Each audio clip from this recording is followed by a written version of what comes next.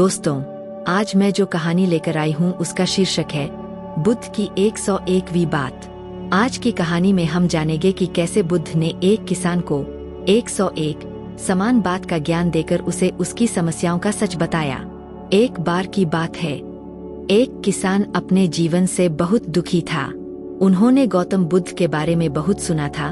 उन्होंने सोचा कि मैं गौतम बुद्ध के पास जाकर अपनी समस्याओं का समाधान क्यों न ले लूं। ऐसा सोचकर वह बुद्ध के पास गया। बुद्ध वृक्ष के नीचे आंखें बंद करके बैठे थे। तभी किसान बुद्ध के पास आया और उन्हें प्रणाम किया। किसान की आवाज सुनते ही गौतम बुद्ध ने आंखें खोली।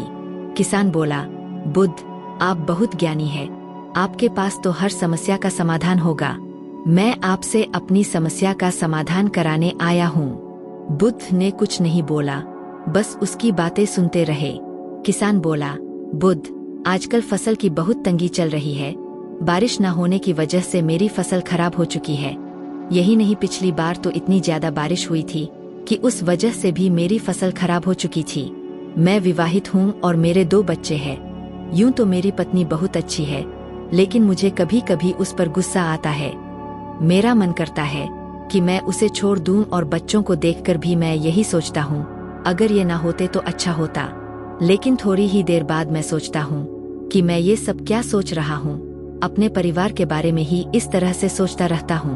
मैं चाहता हूँ मैं सदैव सुखी रहूँ, दुख मेरे आसपास भी ना आए। जीवन में बहुत ज्यादा समस्या है। किसान काफी देर तक बोला, क्योंकि वह बोल सकता था। उसने बोला। जब वह बोलते बोलते थक गया तो वह चुप हो गया। बुद्ध भी उसकी बातों को सुनते रहे। थोड़ी देर बाद फिर किसान बोला, बुद्ध, कब से मैं ही बोले जा रहा हूँ और आपने कुछ नहीं कहा। बुद्ध बोले, मैं आपकी समस्याओं का समाधान नहीं कर सकता।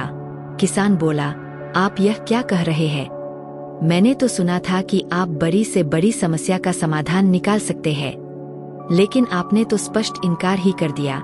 यदि आप मेरी समस्या का समाधान नहीं कर सकते तो फिर आपके बुद्ध होने का क्या फायदा? गौतम बुद्ध बोले, तुम्हारे पास 100 समस्याएं हैं और यह समस्याएं सिर्फ तुम्हारी ही नहीं है, प्रत्येक मनुष्य की है। तुम्हारे पिता की भी थी, तुम्हारे बच्चों की भी होगी। इससे कोई अछूता नहीं है। यह तो हर मनुष्य के जीवन में होता है। जीवन ऐसा ही है, इसलिए इसका कोई उपाय नहीं है।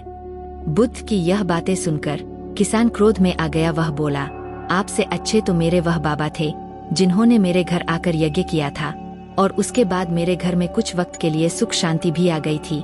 लेकिन आप तो मेरी समस्याओं का समाधान करने के बजाय मुझे यह कह रहे हो कि जीवन ऐसा ही होता है। गौतम बुद्ध बोले, क्या उन बाबा ने जीवन भर के लिए सुखी कर दिया? यदि ऐसा होता तो तुम मेरे पास यहाँ नहीं आते। सुख दुख एक दूसरे की परछाई होते हैं, इसलिए केवल एक चीज अकेले मौजूद नहीं हो सकती। कोई भी मनुष्य सदैव सुखी या सदैव दुखी नहीं रह सकता। इसलिए अपनी 100 समस्याओं को खत्म करके 101वीं बात पर ध्यान देना चाहिए।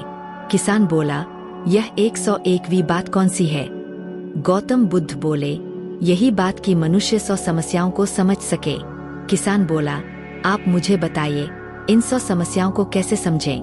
गौतम बुद्ध बोले, सबसे पहले हमें अपने मन से यह विचार निकालना होगा कि हमें हमेशा सुखी रहना है और दुख से बचना है, क्योंकि ऐसा संभव ही नहीं है। इसलिए मन की इस खींचतान को दूर कर अपने जीवन को सहज रूप से जीना होगा। सुख दुख से छुटकारा पाना मनुष्य के हाथों में नहीं है, लेकिन सुख दुख से ऊपर उठना मनुष्य के ही हाथ में है। यह समस्याओं को गौर से देखने वाली बात है, लेकिन स्थायी नहीं है। कुछ समय बाद यह आप चली जाती है। समस्या समाधान साथ साथ चलता है। समस्या है तो समाधान का भी महत्व है, और समाधान बिना समस्या के हो नहीं सकता। सब कुछ एक दूसरा से जुड़ा हुआ है। इसलिए जो इस बात को जान लेता है वही अपना सहज जीवन जी सकता है। बुद्ध की बात सुनकर किसान समझ गया कि सुख दुख को छिपाना असंभव है, लेकिन इसे समझकर अपनी जिंदगी को सहज रूप से जीना आसान है। किसान बोला, बुद्ध, मुझे माफ कर दो। मैंने आप पर गुस्सा किया, लेकिन आज आपने मुझे यह 101वीं बात बताकर मेरा उद्धार कर दिया है। अब मैं जान गया हूँ जीवन की सच्चाई क्या है, कि कोई भी समस्या ज्यादा देर तक नहीं टिकने वाली। उसके तुरंत बाद सुख होता है और उसके तुरंत बाद दुख होता है।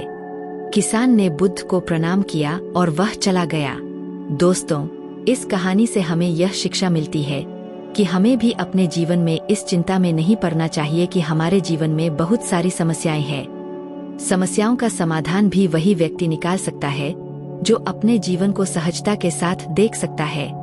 इसलिए जीवन के इस सुख दुख के नियम को हमें समझना होगा और फिर सच में हमारा जीवन सार्थक होगा। दोस्तों, उम्मीद करती हूँ आपको मेरी गौतम बुद्ध की शिक्षाप्रद कहानी बुद्ध की 101 बात पसंद आई होगी। पसंद आई है तो वीडियो को लाइक करके चैनल को सब्सक्राइब कर ले।